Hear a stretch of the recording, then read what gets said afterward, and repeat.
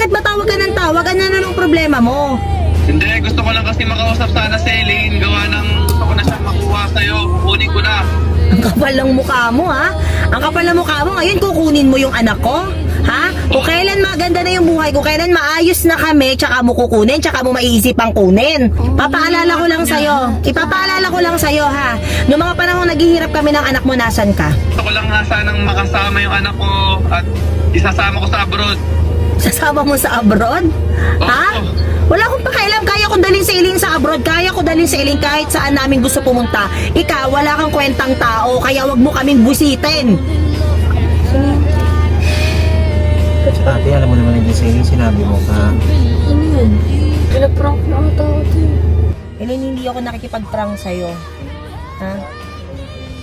Elaine, sa tingin mo nagpa-prank ako? Hindi mo ba napapansin kung gaano ako ka-protective sa'yo? Ha? Kung bakit ayokong nasasaktan ka?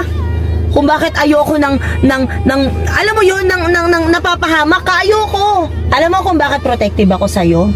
Kasi nga, hindi kita kapatid. Kasi anak kita.